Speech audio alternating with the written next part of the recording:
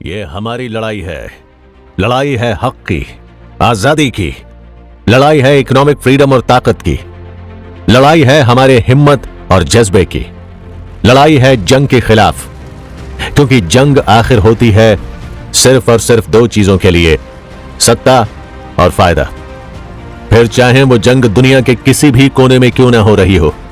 हमारी लड़ाई अब एक बड़े जंग में बदलने जा रही है, जो रूसी हुकूमत और यूक्रेन सरकार के प्रो रूसी नुमाइंदों के खिलाफ है। और ये जंग है हमारे इज्जत की, सेल्फ डिटर्मिनेशन की और अपनी यूक्रेनियन आइडेंटिटी की। ग्रिगोरी 22 साल का एक स्टूडेंट था, जो कि यूक्रेन देश की राजधानी कीव में पढ़ता था।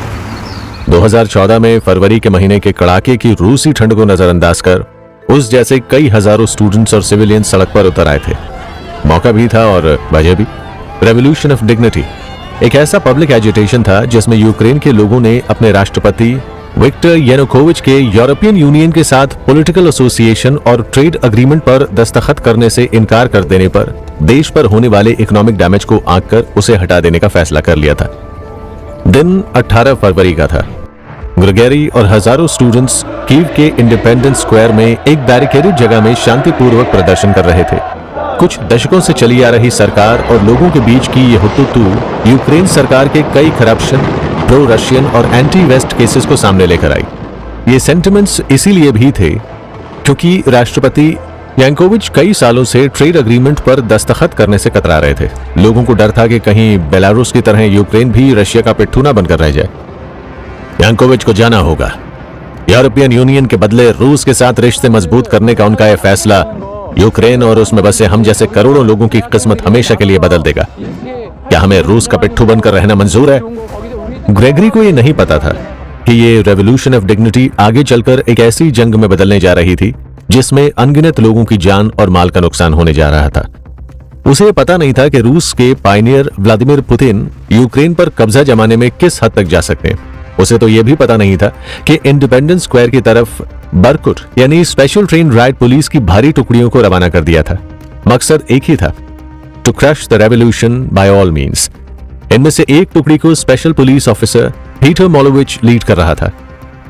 Team B ready. हमारे पास एक ही ऑर्डर है, किसी भी तरह इन लोगों को वहां से हटाकर इस सो कॉल्ड रेवोल्यूशन को खत्म करना होगा। इसमें हमें कितनी भी फोर्स, गोलाबारी और जबरदस्ती करनी पड़े हम करेंगे। ये हमारे लोग हैं, लेकिन सरकार के खिलाफ इस जैसे कोई भी विद्रोह को बर्दाश्त नहीं किया जा सकता। अगर भीड़ पर वाटर कैनन्स चलाने हैं तो चलाओ, अरेस्ट करना है करो, फायर करना है करो। वहीं भीड़ में एक ऐसी महिला भी थी जो सरकार और सिविलियंस के बीच दिन ब दिन बढ़ते टेंशन को अपने कैमरा में कैप्चर कर रही थी। इवाना कनाडा के एक न्यूट्रल वेबसाइट के लिए काम कर रही एक ऑन ग्राउंड कॉन्फ्लिक्ट जर्नलिस्ट है और उसे ग्रेगरी की बातें सुनकर मन ही मन डर लगने लगा था। पॉलिटिकल टॉपिक्स को कवर करते करते उसे 10 साल हो चुके थे और उसमें यह समझ आ गई थी कि यूक्रेन की प्रो रूसी सरकार इस विद्रोह को खत्म करने में कोई कसर नहीं छोड़ेगी। Now got to wait inside the shelter to see if there is incoming. If there is, we obviously. Camera off करके वो ग्रेगरी के पास पहुंची। सिविलियंस का विरोध अपनी जगह ठीक है, लेकिन अभी इस वक्त सबका यहाँ से चले जाना ही ठीक है। कुछ भी हो सकता है।